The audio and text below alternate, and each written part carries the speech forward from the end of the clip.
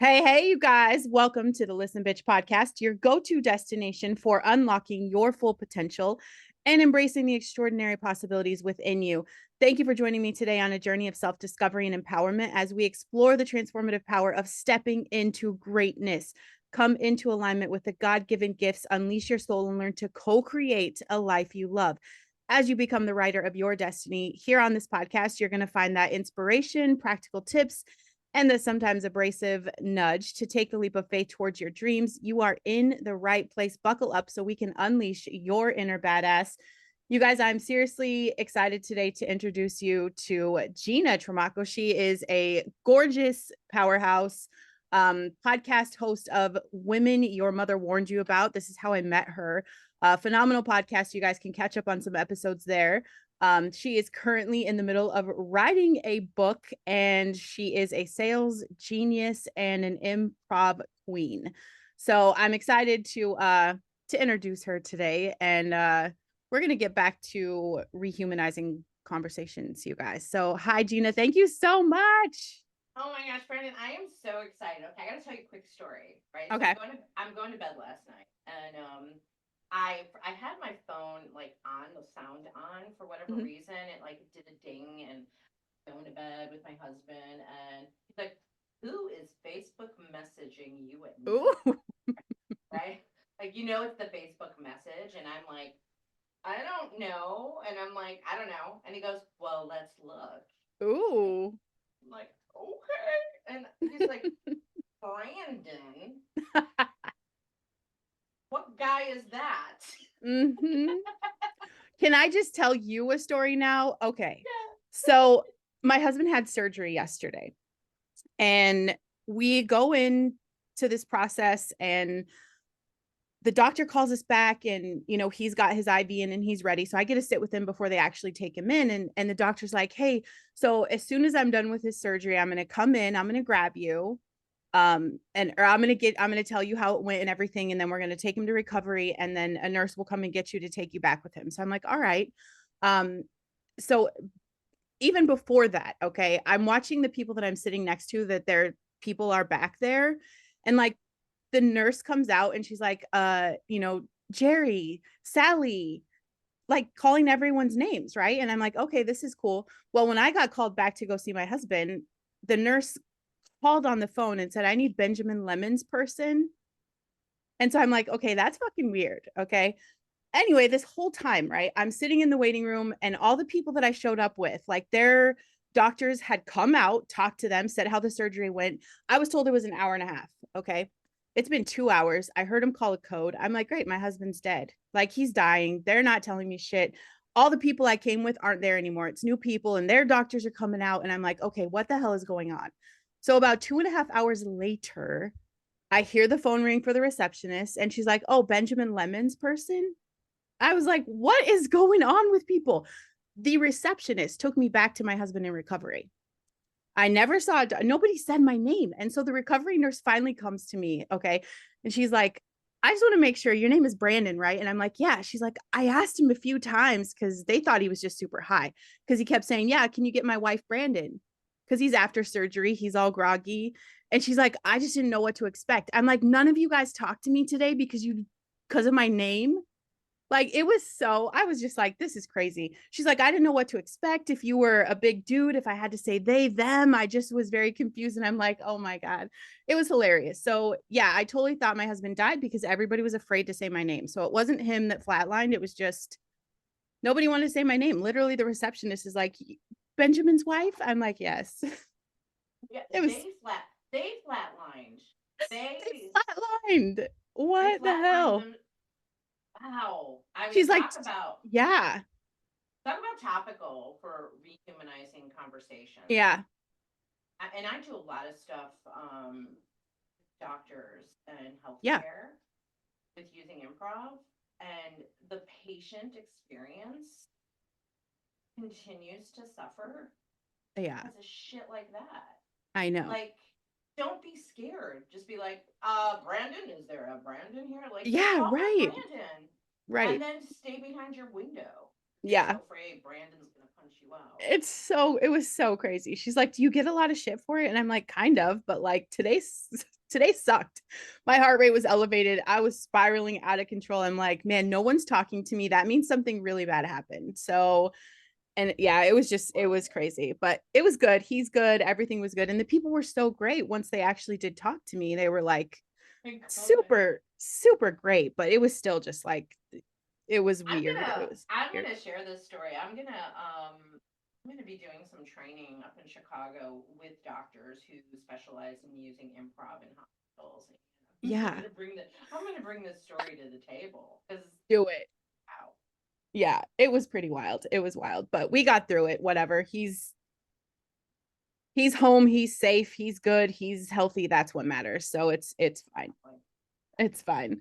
So what how long have you been, because you actually do improv, don't you? Like, and I've seen you do some acting too. Like I saw you were in some things. What how long have you been into that? So, way back when I was a wee child, I've been in the arts since I was a kid. So, I mean, I got into theater when I was in high school. I got into improv my freshman year of college. So I've always been involved in some kind of performance related something, Yeah. singing, dancing, you name it. And then when I left Chicago and came to South Carolina for a job, I was super burnt out corporately, and I'm like, oh, I'll take a refresh improv class to like get my attitude in check, and nobody knew what it was, and I'm like what is this place that doesn't even know what improv is? And so Right. the only way it could exist in my new community was for me to create it. So I created it 16 years ago as so I could have an outlet. But first I had to actually create it so I could have the playground. So I had to Right. actually teach people. And within a year, I built a theater.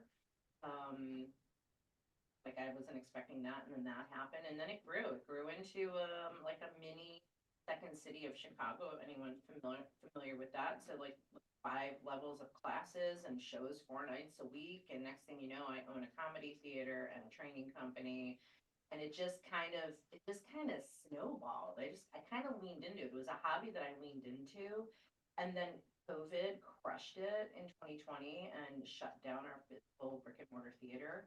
And I walked away for 3 years, and then Yeah. I started performing in some shows locally to like keep my creative chops going because there's so much to be said about getting on a stage and performing if you're any kind of speaker, presenter, trainer, salesperson, leader, I mean, you name it. If you've got to get up in front of people, being able to have a stage where you're like doing a show really gets your confidence, really Yes. gets you like so comfortable in front of an audience. And so I was missing that because improv's always kept me really in tune to being a really good presenter.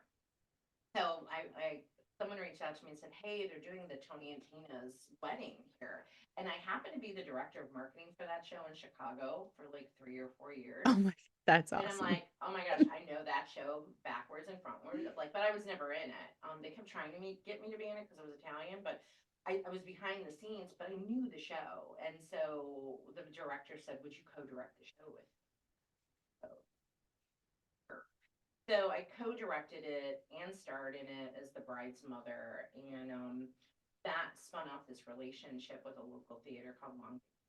And then the next interactive show he wanted to do was 80s prom. And he's like, "Would you be an 80s prom?" And so then Oh, I was in 80s prom playing the drama teacher of all things, and I really got to play with it. And then she had like, have you ever watched Schitt's Creek? yeah. Okay, so Moira, Yeah. I kind of emulated Moira, and throughout the show, I would change wigs. So this character just kept coming out like this.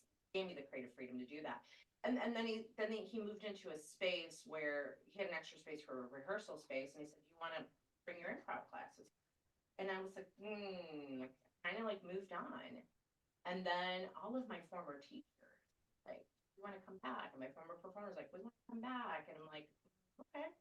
So we started again in July of 23 as a school, and I have a full bench of teachers, and Nice. they perform once a month because that's more than that right now. Like I can't handle managing a team to run a theater. So I'm like, you guys want to do a show once a month, you're done. And it keeps everyone's chops going. And I still teach classes, my chops going. And that's where we're at. It's exhilarating. It's pretty cool Yeah. watching people evolve through these classes. Some of the most uncomfortable people trying to get out of their comfort zones. Like they Right. purposely sign up for the torture, Yeah. and then they transform from torture to transform. Uh-huh. Isn't that like the whole idea of life? You know, we're going through the things and it sucks at first and we're not good at it. And then all of a sudden we have that aha transformation and everything has changed. Is this how has it improved where you are with sales and marketing doing Oh the my improv? gosh. I didn't like say I wasn't in an official sales capacity for a lot of my career because I didn't think of myself as a salesperson, but I was an entrepreneur for a very, very long time and still. And you have to sell as a business, right? So I didn't Yeah. I didn't see myself in the traditional sales role. I kind of was like, well, you got to sell, like you got to do. But what improv does is it has made me a really good curious human being Yeah. because improv is very playful and kids games. It's founded in kids games and it keeps my childlike ways out, Yes. which we lose as adults. And you got a lot of kids, so you know how that Mm-hmm. it, like that childlike way of curiosity of like, ooh, but why? Why are you guys doing it like that? Yeah. Tell me more. Right. And it's that constant like really leaning in and being curious and not selling. I'm just like, oh, okay. I think we can help you. Like, here's some ways I think we can help you. And it's just Yeah. kind of that flow. And then when you get objections because of what we do in improv with the yes and concept, our job is to listen, validate, and then pivot to collaborate. So, oh, we're too expensive for you. Okay, yeah, that makes sense. And here's some other ways that we can work with you. And not like letting it throw you because we're so accustomed to being thrown off on stage that it's actually become a high. And I realized this in the past year and a half, and I'm writing about it, that for improvisers, especially improv comedians, we have rewired our brains to literally get high off of Right. like I fail on stage and you laugh at me. Yeah. I'm like, oh, you like me. Oh, Yeah. let me fail again. And it's like you think about children, like every time you laugh at them, they do the thing They do it over. over and Yeah. over until you stop laughing. And even if, think about like when a kid maybe think about every time someone falls, we even as adults laugh. Yeah. Well, it's a nervousness that we do. But if you start to embrace that you can actually have fun in failure, then it's Mm-hmm. like I look like where can I fuck this? Where can I break this? Where can I break it out of the mold that it's currently in because this current mold is getting complacent and not as good as it once was. How do I keep changing dynamics? It's okay if I fail. Yeah.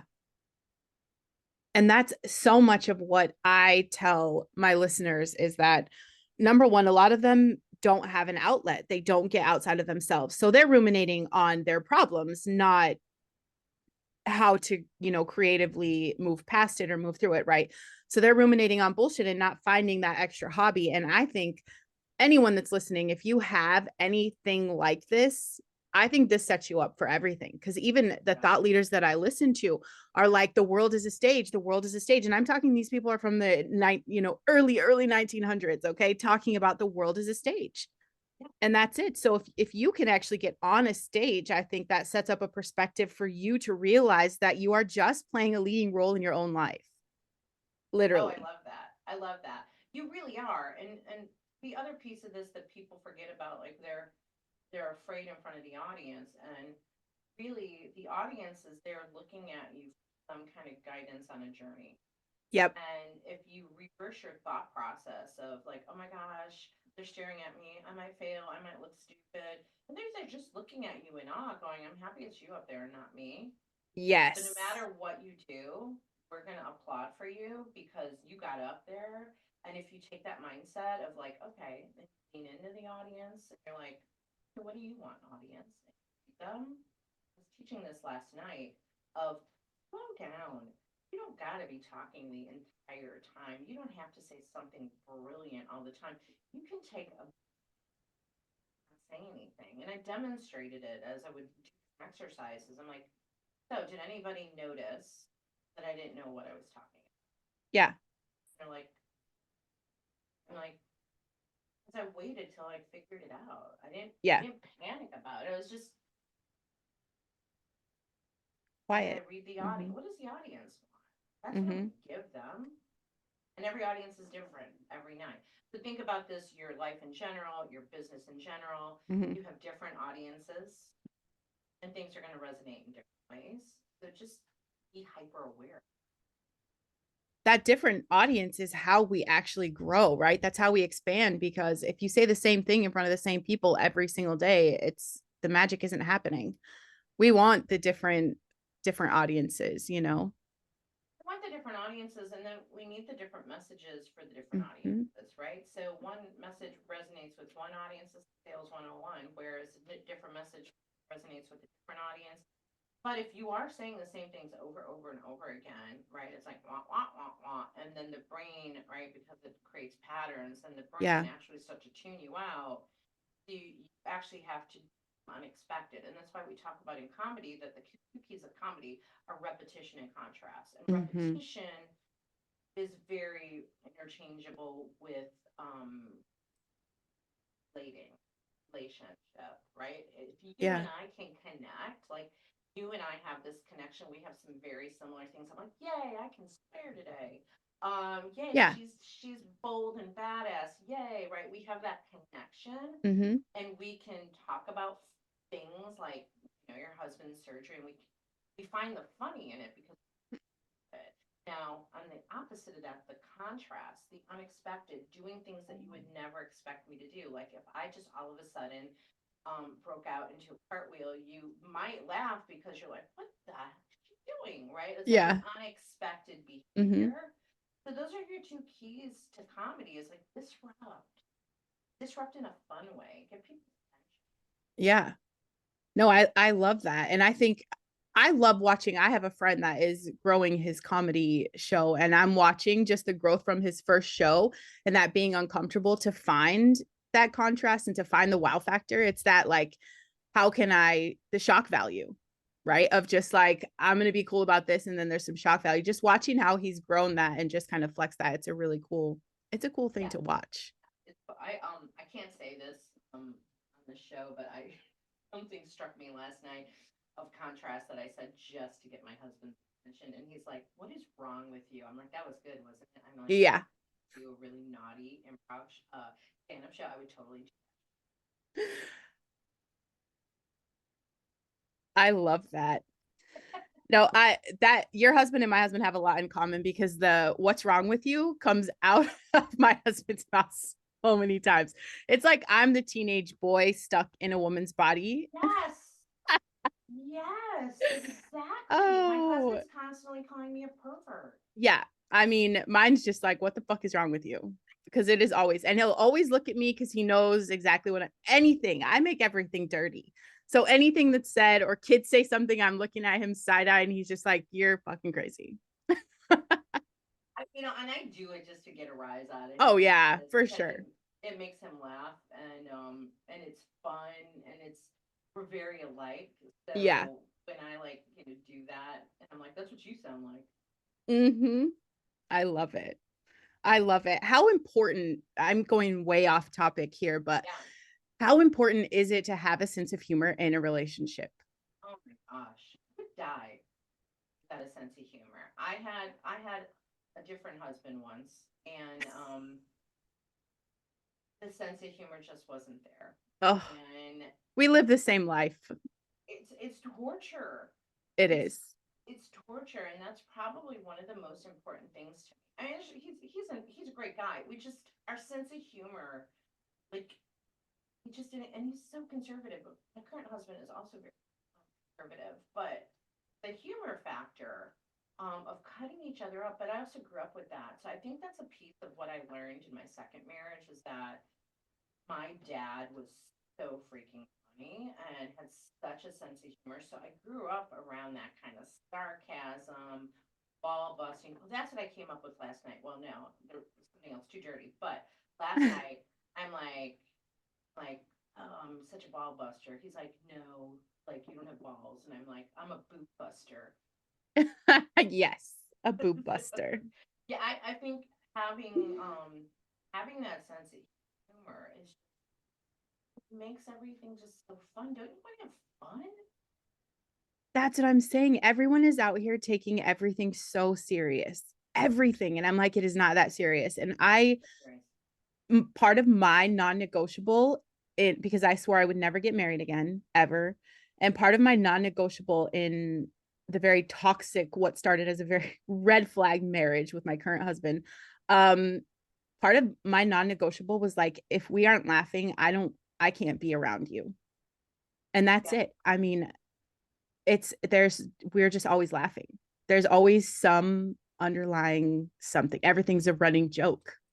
Well, it's since we're gonna go off on tangents, I really, really love talking about divorce for a second. Coming out of that, my first marriage, and we were Yeah. married legally 19 years. Wow. Got to be physically separated. You can't live in the same house for a year to actually file for divorce. So this was going on during that was and it took a year and a half to get. But coming out of that, like I knew pretty early on, like say on the day we got married, when I said to the officiant, like, could we just not mail this certificate in? And that's a whole nother story. But I knew that the marriage wasn't great, and I tried and I tried and I continued. And before I left, physically left, I got a therapist and I said, she's like, what's your goal? I'm like, to never choose this. Like, that was my goal for therapy. Yep. Like, I never want to choose this way again. And I'm preparing to leave my husband. These are the do. And we created a checklist together. Like, she's like, I want you to create a checklist of like everything that you want, like Oh in a yeah. man, like in detail, right? And so I got really, really super like granular things like, has to be sarcastic like my dad, must Yeah. must be into sports and watch games on TV. Like I wanted these things that were very specific. And I Yep. wrote that down and I locked it up. And then I met my husband, oh current husband. I keep calling him current. I just call my current husband. And one day I found that sheet and I'd written it like a couple years prior. And oh my God, this is him. It was so weird. And I pulled it Oh out and I said, I got to read something to you. And I like read the list and he goes, oh, you made a list about me. yeah, like 20 years ago. Yeah.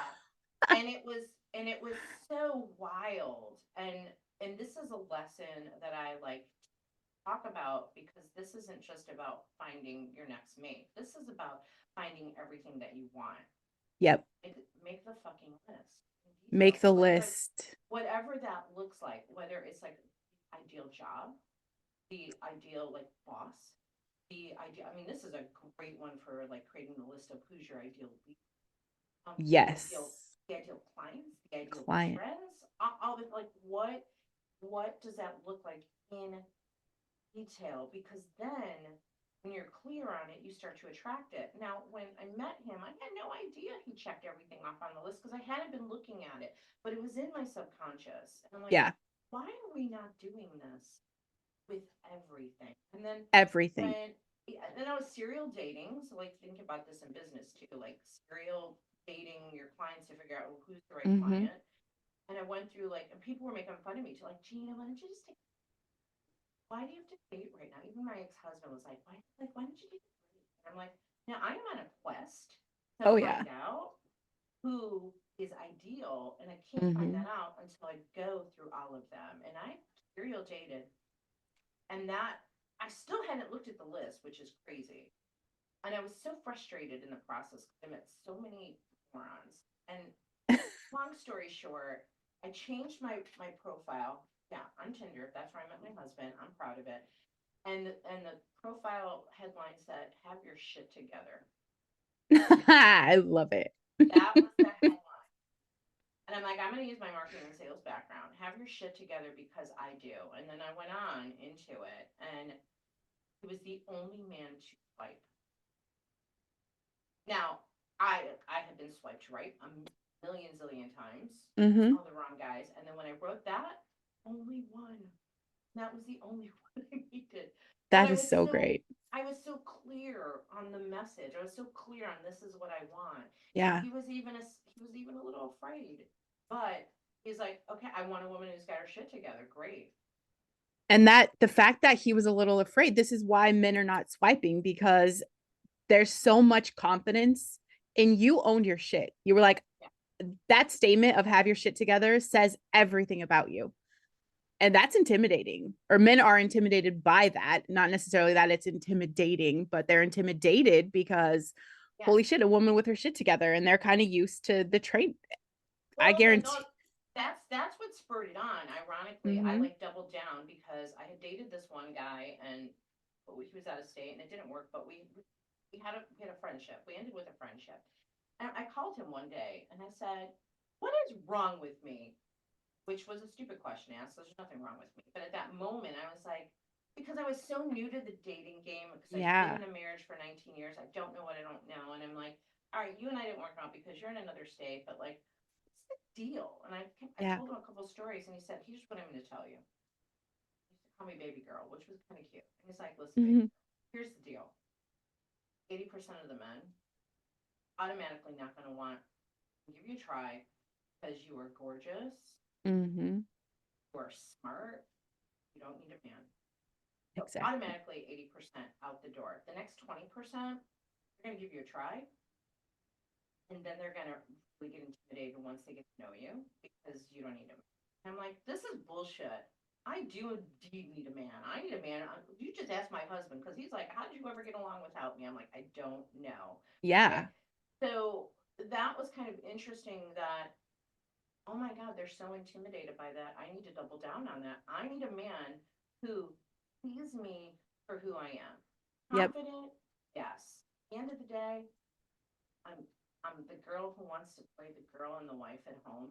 Yep. During the day, I gotta be the powerhouse. And if you can't handle that, bye.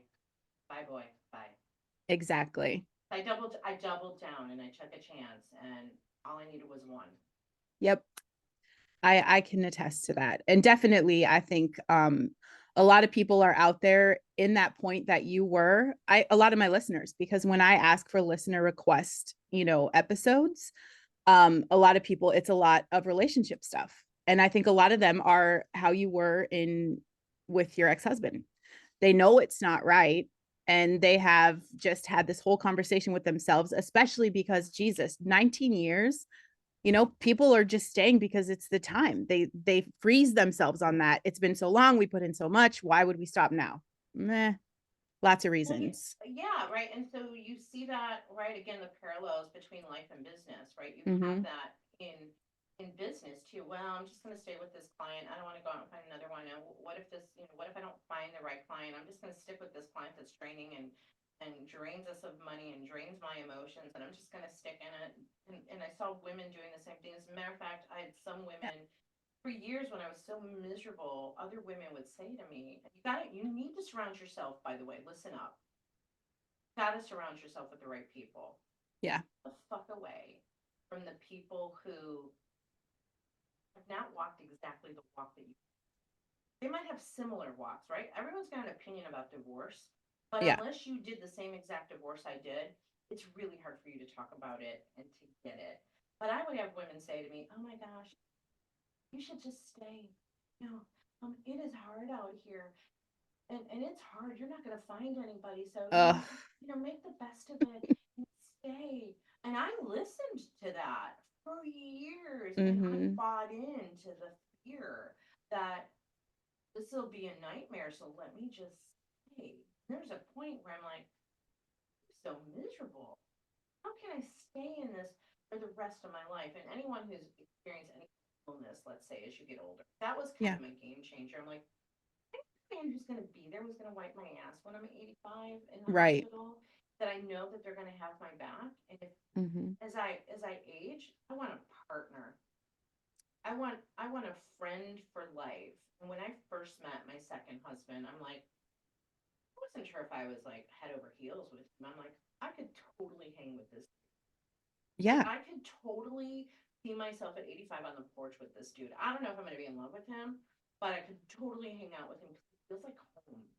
Oh, yep. And then I felt like madly in love, and now I'm like ridiculously still stupidly in love with him, like You can see that in you. And I love that. I love that because we need more people that are, it's not a toxic. I mean, the people that post about their relationships and their partners all day long, that's a red flag to me of like, you could see, you could read between the lines, but I love it's empowering when I've seen you post about him. There was a shift in you. I had to have seen that, right? It was a huge Yeah, shift. he highlights the best parts of you. And I think that's what our Yeah. partner should do.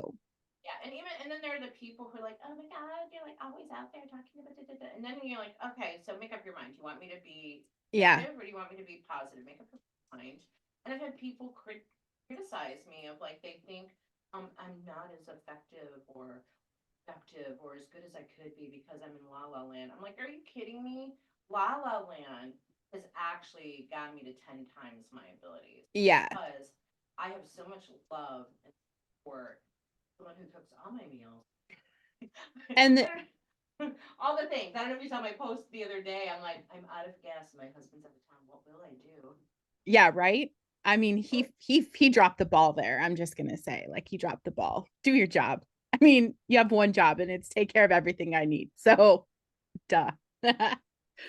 I'm gonna change gears again because I do want to talk about.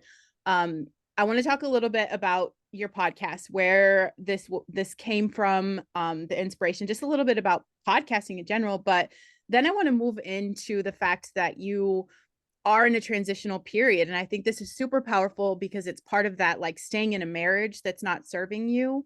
So is staying in the same place you were because you think you've already branded yourself one way. So you're in the process of like rebranding and all these things. And that transition's hard. So I want to talk about kind of just that, your motivation of just like staying. First of all, I think your husband is a huge part of that because of the shift I've seen in you. That's empowering to know that no matter who you lose in business, in life, in real life, at home, when you go to bed at night, you're fully supported.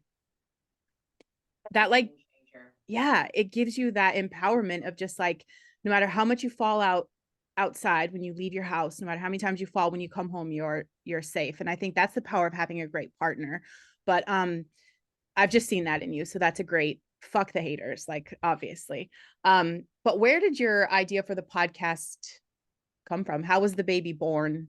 Yeah. So the baby was born back in 2018 with at the he had started out as my client. We became friends, and then we just started having a conversation about what it was like being women who are a little bit different.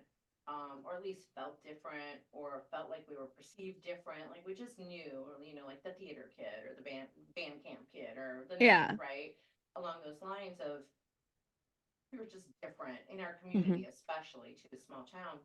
And there was this moment of like, okay, I just want to be exactly who I am, not worry about what anybody thinks, and have a platform for that. And hopefully, with that platform, help other women.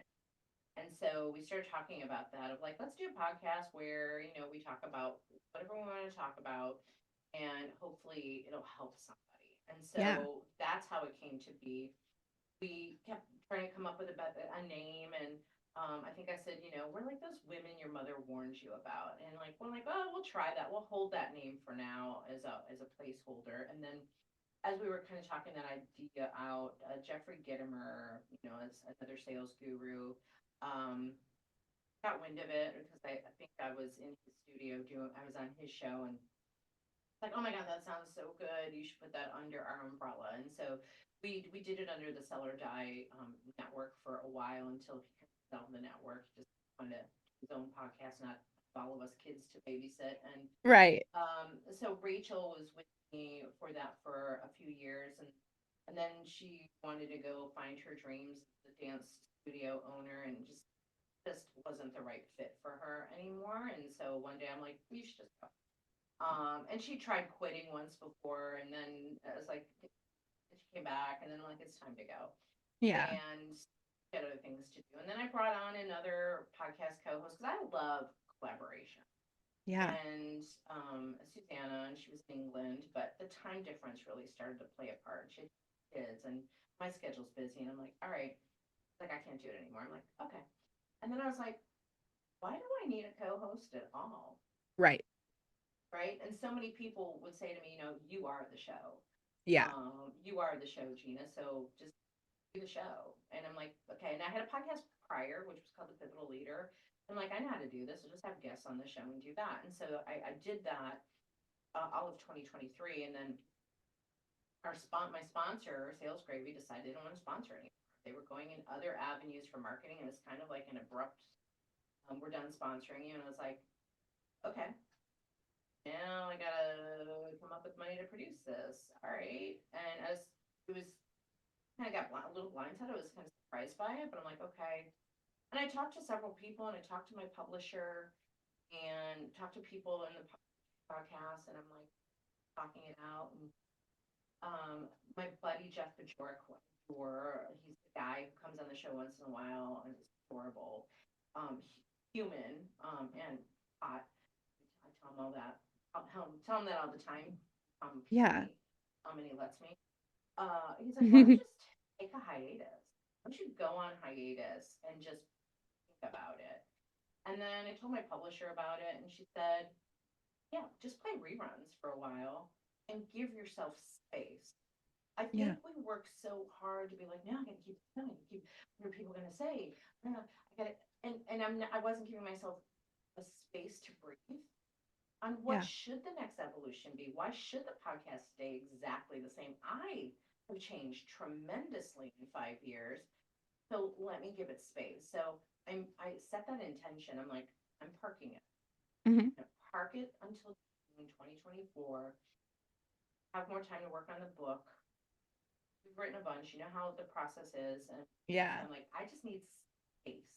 And so I've taken the space. I'm kind of noodling some ideas of, what do I want to represent next? And I do have a women's mastermind group that I'm part of. And what really came out of that in the past year is creating a space for women that can show up no matter what kind of day they're having. They're having an awesome day, and it's like, oh my God, we celebrate. Having a shit day, let me wipe your tears. And not judging. And so a lot of these women have said that they have been searching for this group to belong to. It's hard to find that group. Because as women, we're like, oh, hey, hi, how are you, Brandon? Oh, good. Toxic positivity. That's what I call that. Yeah, toxic positivity. Where you can't even cry because you're like, even going through a divorce, as you know, like I lost people because they're like, oh, I might get the divorce if I hang out with Gina. So all of a sudden you're like, where'd everybody go? Right. Like, nobody wants to be around the negative shit you're going on. Meanwhile, oh my God, look at Gina's got it going on. And they abandon you for that too. Yep. So being able to create community of like-minded women that have your back no matter what, who are not going to run off because they said something that hurt their feelings for a second, and it's not what they want. Like, and I, as a coach, may say some things that make you uncomfortable, and if it does, you probably need to look at. You probably got a problem. Right. Because the truth hurts. I don't say anything out of malice. It's all out of love, but it's having the ebb and flow of support, of being good and bad, and that's kind of where I'm at now, platform in life, and that's where I'm evolving. The show is having more of a panel of women, different perspectives, talking about whatever. Kind of like The View without Hollywood's bias, right? Like, boom. Yeah. I love that. exactly. So my husband's like, "What, the View?" He's so conservative. I'm like, "It's not the View. It's like the View. It's it's a panel of women without celebrity interviews, okay, and Right. politics. Like, relax." So real life, it's not influenced by views or ratings or anything else. Correct. It's real and it's raw. And that's what we need. That's why The View was so popular at from the jump, is because everybody wants that relatable perspective. And then instead of them staying honest and real with a relatable perspective, they bought into whatever paid them the most and they sold the fuck out. So Exactly. And I don't think I can help um, be a transformative agent in this world by doing that. Like, no, I would rather be less popular and do more good. that I'm with you on that. I'm with you on that. So you guys make sure you are following Gina. I've got her information linked in the episode bio, so you can follow her, catch up on episodes from Women Your Mother Warned You About. There are some incredible shows still even on repeat that are priceless. So stay tuned for the rebranding of And that podcast. I believe you got selected for one of the repeats. Oh, awesome. What? You guys should just go listen because I'm on it, of course, duh.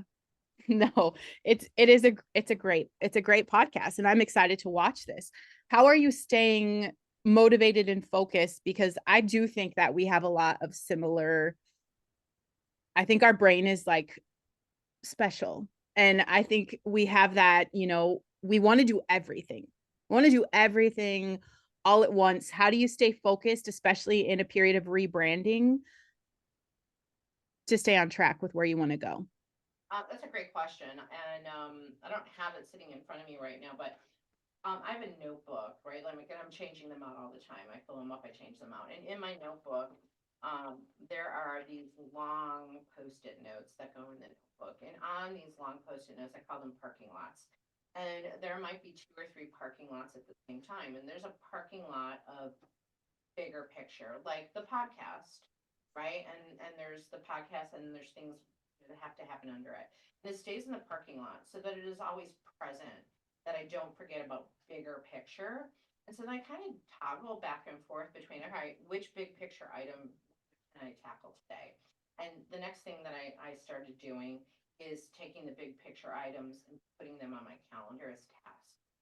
So that I'm like, okay, so I'm going to hit this on this day, hit this on this day. And so that's kind of how I've been eating the elephant one piece at a time, is like, I keep it in front of me, but it's okay if it's like not all going to, like, what's the most important for me to work on right now? What needs Yep. to get parked? Like, I parked the podcast so that I can free up time to work on the book. Yeah. And that's okay. It doesn't make me a failure. It just makes me more efficient and Mm-hmm. more present. So that's one of the things I do, is just this parking lot system, calendaring system. Constant. I look at it every single day. I rewrite it out every Mm-hmm. night before I go to bed. I look at it in the morning, cross things off, rewrite the list every single night. The list gets rewritten, and there's a top of the list and there's a bottom of the I bottom love of the that. list. Bottom of the list is big items. Top of the list is like shit that's got to happen tomorrow morning. So that's why the list gets rewritten every day. What has to happen on this day Mm-hmm. specifically? What are the big items? And that's how I chew through it. And it's reduced my anxiety by just saying, I know my listeners are rolling their eyes right now because they're like, write it down, because that's what I say all the time. Write it down, rewrite it, write it how it serves you, write it the way it feels good to you. Just yeah, keep writing. if you don't write it down, it's not going to Mm-hmm. happen. If you don't Yeah. schedule it, it's not going to happen. I don't care how special you are. Mm-hmm. There's just too much shit going on, too many things to do. You are Yep. not, I mean, if you are, I'd love to meet you. I'll put you on my show. I want to know how amazing Oh you are to yeah. do everything without writing it down. Like, Yeah. I want to know you too. Because is yeah, there a special hack? Is I want a blood test? I want a DNA test. I want to know what yeah, your chromosomes look like yeah, how, because yeah, the rest of us are going through shit. And if we don't yeah. write it down, we don't do shit. Give us the formula and then do a TEDx talk on it. Exactly. We'd appreciate that. So what inspired the book? Where did this, something you always wanted to Um, do or something that something, just like, yeah, something I always wanted to do for sure. Um, People are always asking me if I have a book. right? That's always like a buying sign of like people want more. More. And they want more, and people want to hear my point of view. And I'm like, why not have it? I mean, I think from a business perspective, it's good to have. Like, you know this. Like now I'm like, oh my God, I'm gonna write a book and get rich. No, it's not that. It's like having a website. Yeah. Like I have to have the book, in my opinion, to just have another piece of ability. And the second you're like, I got a book or I'm writing a book, people have said, oh wow, wow. Yeah. And so it just adds to the credibility. So that's a piece of it. And I'm pretty passionate about improvised intelligence, and I coined it. And I really saw the connection between emotional intelligence and improv, and how you can actually elevate our like. There's so much out there about EQ and elevating your EQ, but no one really gives you like hardcore, like this is what you Right. improve it. So that was the motivation behind it, was to give people that kind of. I do talk a lot about emotional intelligence because I think the world is lacking. And something you said when we started talking, it cued just emotional intelligence came out for me. And it was the rehumanized conversation, because I think the more technology we have, the dumber people are getting. And it's dumb, not just like dumb. I mean, it's dumb as in like you're not emotionally present because you have this thing that you're obsessed with, you stare at all day long, you go to Google, you don't talk to people. So what inspired you with that passion about rehumanizing conversation? I'm such an observer. People, I'm such a watcher. That's probably when you talk about like what gets me hot. What gets me hot is when people are oblivious and not noticing. Like the fact that people were avoiding calling your name because like, oh, I don't know, like wake the Right. fuck up. Like put yourself in someone else's shoes. There is a Mm-hmm. wife out there wondering what's going on with her husband. Mm-hmm. Did this not cross anyone's mind? Like Right. seriously, this is common sense shit. Mm-hmm. And I'm looking at a picture of my dad on my shelf, and my dad was such a common sense man, Mm-hmm. gangsta, worked for the mob kind of guy, and very common sense Mm-hmm. oriented. And I was raised with this common sense. And it makes me crazy that common sense is so common. And when I started doing all this research on emotional intelligence and common sense, right? Common sense is actually something that we can improve within our DNA. Street smarts, like my dad has, get that through the grit, through the experience. If you could Experience. combine, yeah, if you could combine the experience, grit, with this emotional intelligence that you have, and you more aware and more not so oblivious to what's happening around you, Yeah. peripheral in the world, you're going to create better human experiences, whether it's your customers, your partners, your friends, whatever. Create those better relationships. I get crazy when I go to a store and like the cashier is on their phone, Oh. never looks up, never says hello, doesn't even notice you. This happened the other day. I went to order from a food truck, Mm-hmm. and I just waited. There are two people in the food truck working, Yeah. and all of a sudden, one of them, like their head popped up. They're like, "Oh, like Someone's here. did you not hear me tapping my phone, like Right. there's just this oblivion." So I want to reading, and when we use improv, so that was a big part of the inspiration. And another kind of turning point was, I used to be a vintage speaker, and I was videos and talking about emotional intelligence, and that's when I just started seeing the parallels between EQ and improv. Yeah. And so I was talking about empathy, and CEO said to me, "Oh man, no offense, guys, but," and the guy said, "You know what? Not all people deserve empathy." I like my mouth dropped. Yeah. Did he just say that? Like my inside voice was like, did he just? And I, instead of like reacting, right? Like the improviser in me is like,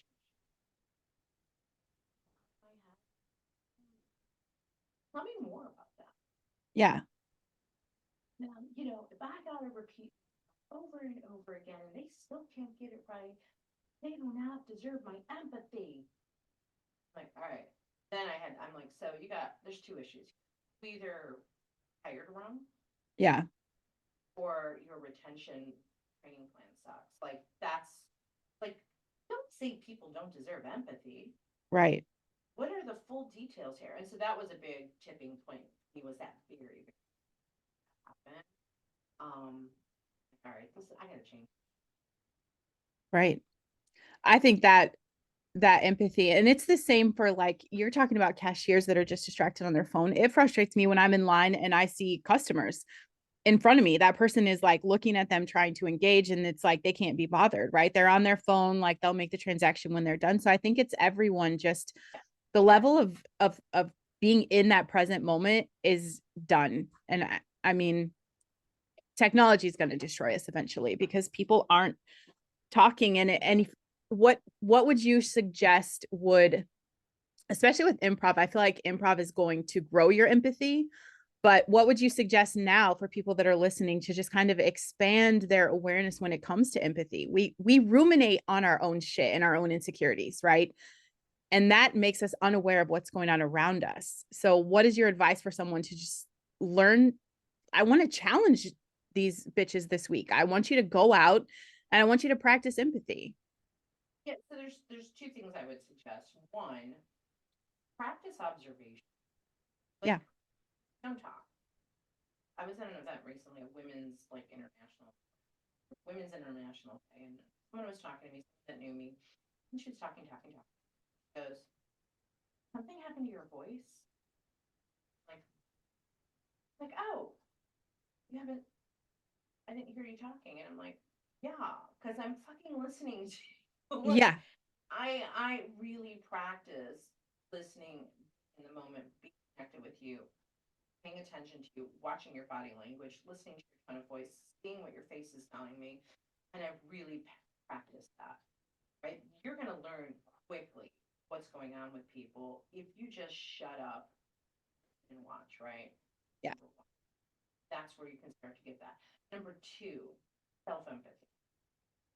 Start practicing self-empathy. I have got a little triggers worksheet I give people. It's a triggers exercise of someone did something that pissed you off. Okay, what was the first thought that went through your head? Like, Yeah. this asshole. Okay, what were you feeling? Okay, so you were thinking this, you were feeling this. What is it that you actually need? So someone triggered you, and I've been doing a lot of coaching around this. Someone triggered you. It's not about them, it's about you. You're getting triggered by some other shit from 30 years ago. Yeah. It just came back to the surface because someone's action reminded you of that and you did an association with it. So when you can get a handle of your own stuff, your own triggers, when you can self-empathize and really dig in and understand the emotion, then you can start to empathize with better because you know what the.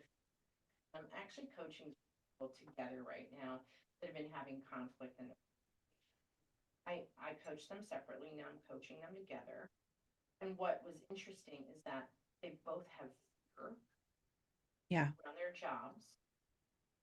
And while they had been friends, now they're going at each other because they feel competitive and they feel like people are backs, and so they're trying to one up each other in essence. Oh. And I was like, you guys gotta stop that shit. Yeah. You gotta unite. And so once I broke through, I'm like, okay, you're afraid of this, you're afraid of that, you're both going through fight or flight. And they were like,